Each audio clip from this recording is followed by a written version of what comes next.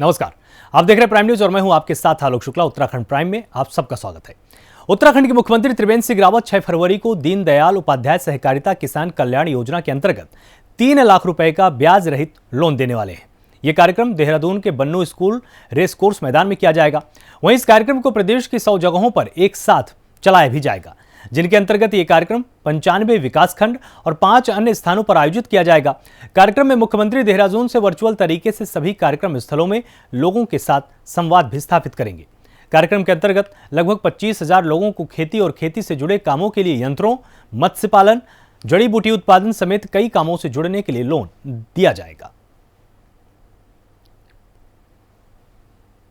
Bharatiya Janata party गांव गरीब और किसान के बारे में सोचने वाली पार्टी है और बेरोजगारों के बारे में सोचने वाली पार्टी है।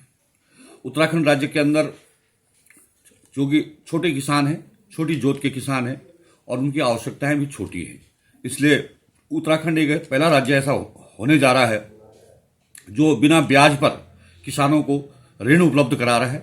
और 6 तारीख को हमारे प्रदेश के यशस्वी मुख्यमंत्री बन्नू इंटर कॉलेज से और हमारे सभी नेता, हमारे मंत्रिमंडल के सहयोगी, हमारे विधायकगण, हमारे दर्जाधारी मंत्री, ये सब 95 ब्लॉकों के अंदर 95 स्थानों पर हम जो है तो 25,000 चेक 3-3 लाख रुपए के किसानों को वितरित करेंगे और निश्चित रूप से इससे उनकी जो खेती बाड़ी है उसमें सुधार आएगा।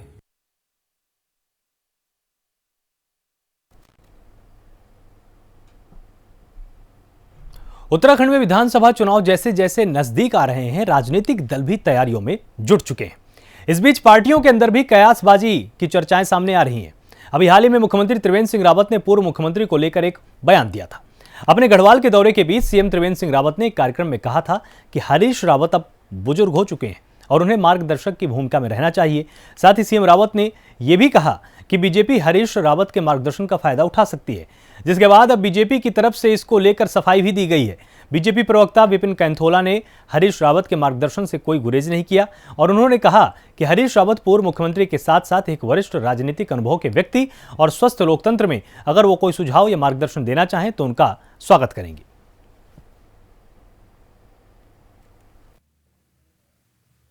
मुख्यमंत्री जी ने अगर जो कोई बयान दिया है तो कई कसौटियों में देख करके सोच करके उन्होंने बयान दिया और निश्चित रूप से जिस प्रकार से हरीश रावत जी का ट्रेंड चल रहा है, कभी वो कहते हैं कि चुनाव लड़ेंगे, कभी कहते हैं नहीं लड़ेंगे। वो इस प्रदेश के पूर्व मुख्यमंत्री रहे हैं और उत्तराखंड के पूर्व मुख्यमंत्री होने के नाते, विपक्ष के बड़े नेता होने के नाते हम भारतीय जनता पार्टी का हमेशा एक नीति रही है कि कोई भी हो, चाहे विपक्षी दल हो या अन्य कोई भी बुद्धिजीवी हो, जो अगर जो अच्छा मार्गदर्शन वो दे सकते हैं तो निश्चित रूप से स्वच्छ और स्वस्थ लोकतंत्र की परिपाटी में ये सलाह जो है वो बेहतर हो सकती है।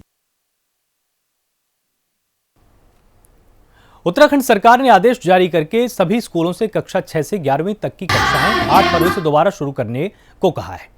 आदेश में स्कूलों के प्रशासन से कहा गया कि वो विद्यालयों में छात्रों और शिक्षकों से कोविड के चलते उचित व्यवहार सुनिश्चित करवाएं। वहीं इस बीच प्रदेश की सरकार ने राज्य में स्कूल खोले जाने को लेकर गाइडलाइन भी जारी कर दी है। इसी के मुताबिक स्कूल खोलने से पहले स्कूलों को सैनिटाइज किया जाएगा। इसके साथ ही हर स्कूल में नोडल अधिकारी भी तैनात होंगे। इन अधिकारियों का काम होगा कि वो स्कूलों में कोविड गाइडलाइन को फॉलो कराएंगे। वहीं स्कूल में आने वाले सभी बच्चों और टीचर्स की रेगुलर थर्मल स्कैनिंग और साथ ही सैनिटाइजेशन भी किया जाएगा। साथ ही स्कूल के अंदर मास्क पहनना अनिवार्य होने वाला है।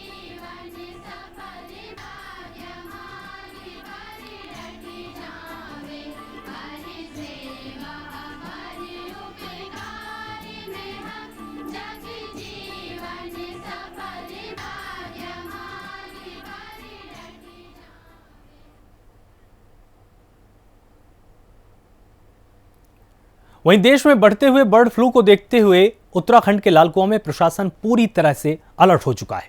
वन संरक्षक पश्चिमी व्रत प्रभागी ने वन कर्मचारियों और अधिकारियों को पक्षियों की निगरानी के साथ ही जनता से सहयोग के निर्देश दिए हैं।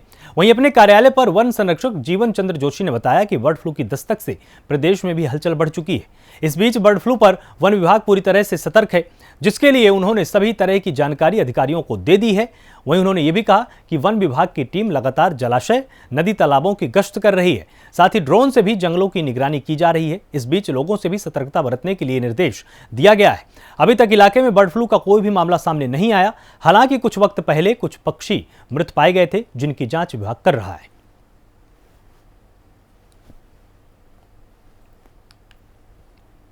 विभाग द्वारा इसमें काफ़ी त्वरित कार्रवाई की जा रही है। हमारा इसमें एक रिस्पांस टीम बनी हुई है, जो कि ऐसी सूचना मिलती ही तत्काल उस स्थल पर जाती है। इसके अलावा जितने भी जलाशय हैं और जो नेचुरल वाटर सोर्सेज जहाँ पर हैं, वहाँ पर हमारी टीम जो है गश्त करती है।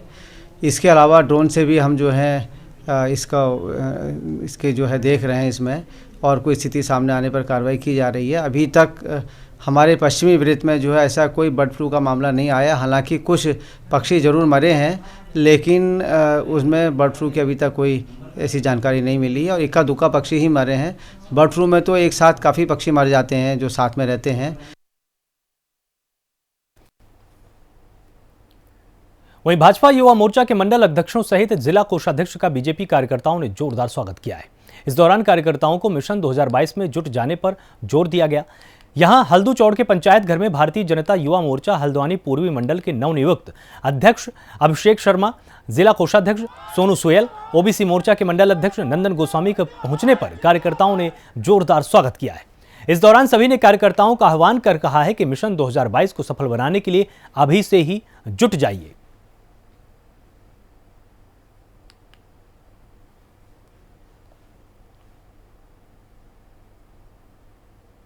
पार्टी द्वारा पूरी मंडल अध्यक्ष का दायित्व दिया गया है। मैं कुछ करूँगा कि पूरे अपने क्षेत्र के जो यूथ हैं उनको साथ लेकर काम करूँगा।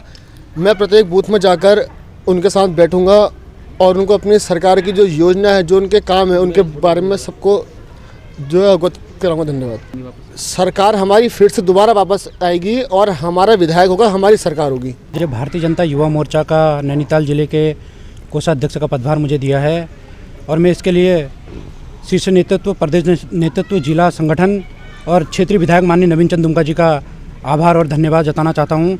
और संगठन की मजबूती को लेकर के मैं पूरे नैनीताल जिले में युवाओं से मिलकर के युवाओं में एक नई जोश और नई ऊर्जा का संचार करूंगा। युवाओं की टीम को मजबूती से साथ लेकर के युवा मोर्चा को और मजबूत करने का कार्य करूंगा। आज तक जो था ओबीसी मोर्चा का जो ये अभी नया गठन हुआ है, इसको ज़्यादा समय नहीं हुआ कि पहले से क्या होता था कि एक ओबीसी वर्ग जो अधिकतर एक पिछड़ा वर्ग, उसमें क्या है कि लास्ट तक लोगों को कोई जानकारियाँ नहीं हो पाती थी। तो इसलिए अब बीजेपी पार्टी ने एक जो पहले ये नहीं था ओबीसी मोर्चा, तो इसका ही गठन किया है जिस ताकि जो ओबीसी वर्ग के लोग हैं, जो कि हमारे देश में लगभग 50 से 55% ओबीसी वर्ग के लोग रहते, तो इनको ये जो योजनाएं थी उससे लाभान्वित नहीं होते थे। तो इसलिए इन्होंने हमारा ये ओबीसी वर्ग का गठन किया, और जो हमारे लास्ट के छोड़ के जो गांव है जहां तक ओबीसी वर्ग के लोग रहते थे, उन तक कोई भी जानकारी नहीं मिल पाती थी, उनको योजनाओं का लाभ नहीं मिल पाता था। तो इसलिए अब हम लोग को एक नई जिम्मेदारियां दी गई हैं।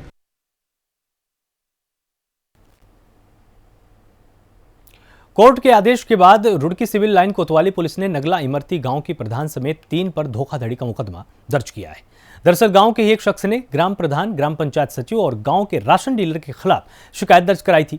वहीं इस मामले में आरोप लगाया गया था कि 2013 से 18 के बीच जिन लोगों की मौत हुई है, उनके नाम सरकारी राशन से नहीं काटे गए और आपराधिक षड्यंत्र के तहत धोखाधड़ी कर कालाबाजारी की गई है। वहीं इस मामले में कोर्ट की तरफ से आदेश के बाद पुलिस ने कार्रवाई शुरू की और मामले की जांच की जा रही है।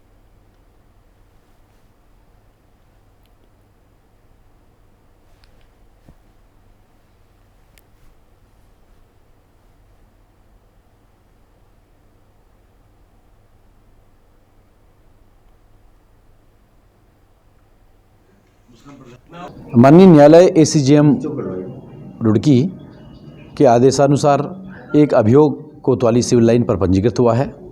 इसमें शिकायतकर्ता वादी इसरार सन ऑफ मुख्तार जो नगला इमरती के हैं, उनके द्वारा माननीय न्यायालय में एक प्रार्थना पत्र डाला गया था, जिसमें गांव के राशन डीलर अशफाक, ग्राम प्रधान मुस्कान और सचिव ग्राम पंचायत पर आरोप लगाया गया था कि 2013 से 2018 के बीच में जिन व्यक्तियों की मृत्यु हुई है उनके नाम इनके द्वारा एक आपराधिक षड्यंत्र के तहत नहीं काटे गए हैं और जो राशन उन व्यक्तियों को नाम अलॉट हुआ था, जो सरकारी राशन था, उसका घोटाला हुआ है। उस राशन को इन लोगों के द्वारा मिल करके कालाबाजारी की है। चमोली में पिछले 2 महीने से नंदप्रयाग घाट डेडलाइन सड़क चौड़ीकरण का आंदोलन लगातार जारी है। वहीं आंदोलनकारी चरणबद्ध तरीके से सरकार के सामने अपनी मांगों को रख भी रहे हैं।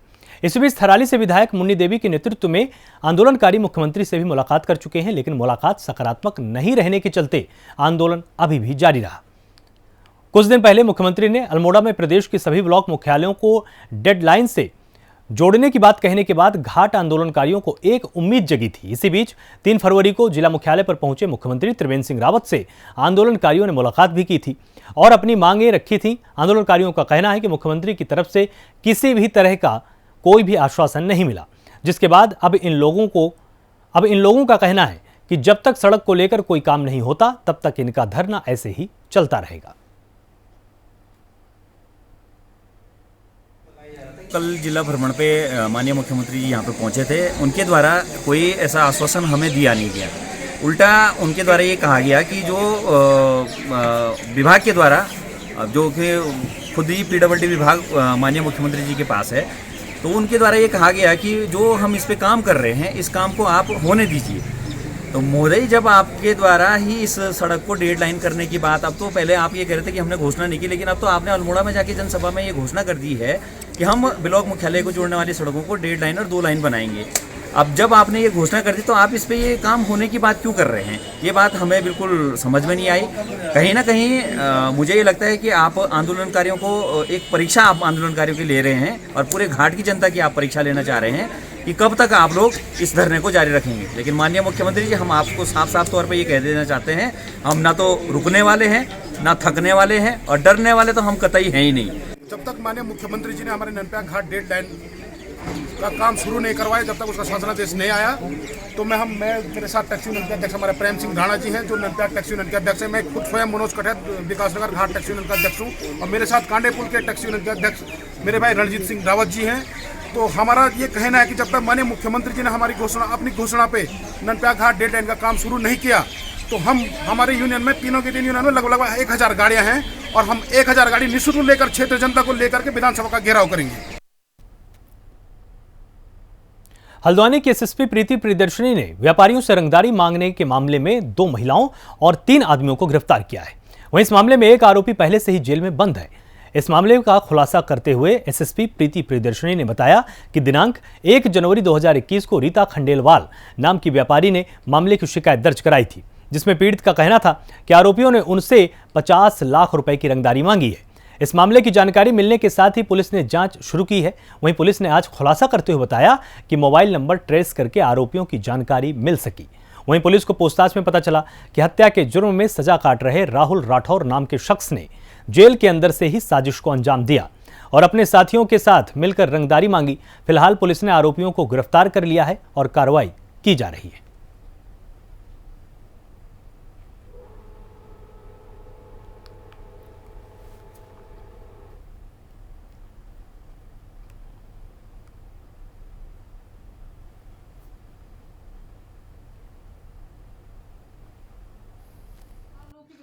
ये एक मुकदमा लिखा गया था, कंप्लेंट आई थी। जो हमारी कंप्लेनेंट है उन्होंने कंप्लेंट करी थी कि उनको एक फ़ोन कॉल आता है और फ़ोन कॉल पे उनसे 50 लाख रुपए की जो है डिमांड की जाती है, और वरना उनको जो है कि भाई डायर कॉन्सिक्वेंसेस होंगे उसके।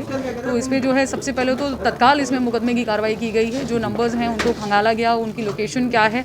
इसमें जो हमारी लीड निकल के आई है वो ये है कि कॉल जो है, जो इसका जो मुख्य आरोपी है वो राहुल राठौर नाम से व्यक्ति है, जो कि सितारगंज जेल में इस वक्त निरुद्ध है।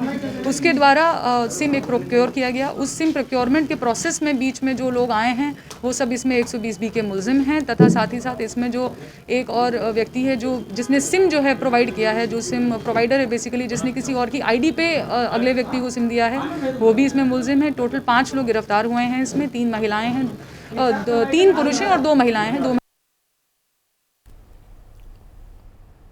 हल्द्वानी पुलिस ने मोबाइल रिकवरी ऑपरेशन में बड़ी कामयाबी हासिल की है। एसएसपी प्रियदर्शनी के नेतृत्व में चल रहे अभियान के तहत पुलिस की मोबाइल रिकवरी सेल ने 304 मोबाइल बरामद किए हैं।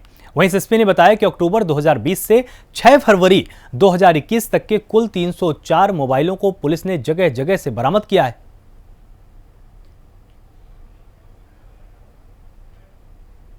ये अक्टूबर 2020 से लेकर के अभी अतिथि तक जो है हमारी मोबाइल ऐप की टीम ने जो भी हमारे खोए हुए मोबाइल जो गए हुए हैं उनकी कंप्लेंट्स जो आती हैं उस पर त्वरित कार्रवाई करते हुए मोबाइल्स को रिकवर किया है। टोटल 304 मोबाइल रिकवर हुए हैं और उनकी लागत उनके मॉडल्स के हिसाब से जो है करीब 38 लाख की आ रही है। और आज हाँ यहाँ पे हमने काफ़ी लोगों को बुलाया जो अपने मोबाइल रिसीव करने भी आए हैं, काफ़ी खुश नज़र आ रहे थे वो उससे। तो वहीं चमोली के दशोली विकासखंड के गांवों में भालू के आतंक से लोग परेशान हैं। लोगों ने वन विभाग और प्रशासन से उचित कदम उठाने की मांग की है। भालुओं द्वारा क्षेत्र के ग्रामीणों के मवेशियों पर लगातार हमले किए जा रहे हैं। इसको देखते हुए वन विभाग और प्रशासन ने गांवों में अलग अलग स्थानों पर पिंजरे लगाए हैं, लेकिन अभी किसी तरह की कामयाबी हाथ नहीं लगी है। इस बीच भालू के आतंक से लोगों का घर से बाहर निकलना मुश्किल हो चुका है। हाल ही में भालू ने नैथोली गांव में एक मवेशी को शिकार बनाया। इसके चलते भालू ने 23, 26 और 29 जनवरी को सरतोली गांव में भालू ने गौशाला तोड़कर मवेशियों का शिकार किया था।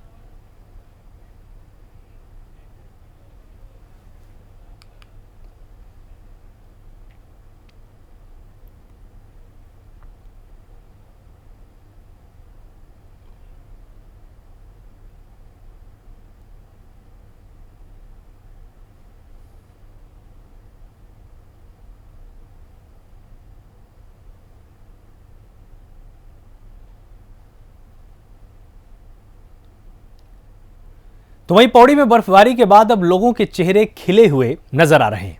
बर्फबारी के बाद मौसम में काफी हद तक गिरावट भी दर्ज की गई है। वहीं बर्फबारी के बाद अब लोग मौसम का लुत्फ भी उठा रहे हैं।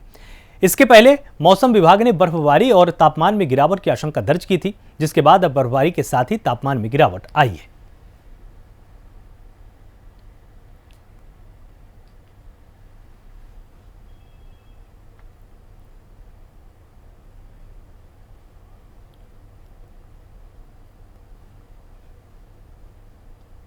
वहीं दूसरी तरफ जोशीमठ में भी बदले हुए मौसम का असर नजर आ रहा है। इस बीच मौसम विभाग की भविष्यवाणी के हिसाब से जोशीमठ समेत ऊंचाई वाले इलाके में जमकर बर्फबारी हुई है, तो निचले इलाके में बारिश हो रही है। बर्फबारी के बाद जोशीमठ क्षेत्र में चटक धूप भी खिली हुई है।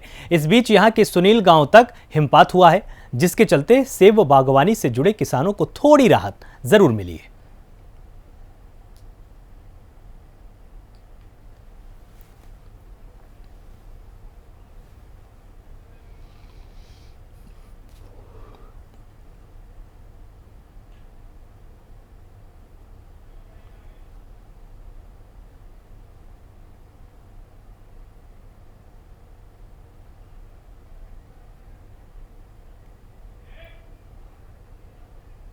जोशीमठ में भारी बर्फबारी के बाद कई इलाके के लोगों को परेशानियों का सामना भी करना पड़ रहा है।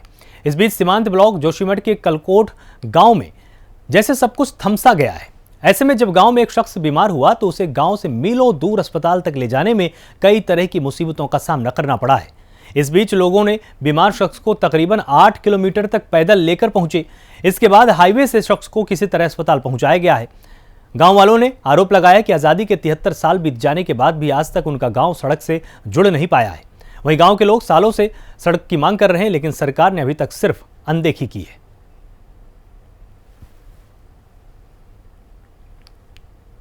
और हमारे गांव में आज़ादी के 72 साल बाद भी अभी हमारे यहाँ पे रोड की कोई व्यवस्था नहीं है। हम जो है परिवहन से इतने दूर हैं कि आज भी 10-12 किलोमीटर कोई भी मरीज होता है। आज ही एक मरीज भी हमारे गांव में, तो हमने 10-15 किलोमीटर डंडी पे ले गए और डंडी के सहारे गए। यहाँ पे दशा इतनी ख़राब है, एक खाली आदमी के चलने की रोड नहीं है और 4 आदमी डंडी पे के मरीज को ले जाते हैं। इससे हमें बहुत ही दुख होता है कि हम लोग इतने बैक क्षेत्र में हैं और इतने पिछड़े हुए हैं। लोग आज सारे गांव सड़कों से जुड़ चुके हैं, लेकिन हमारे यहाँ पे ये मशीन को आए हुए 3-4 साल हो गए, लेकिन अभी भी ये जस की तस है।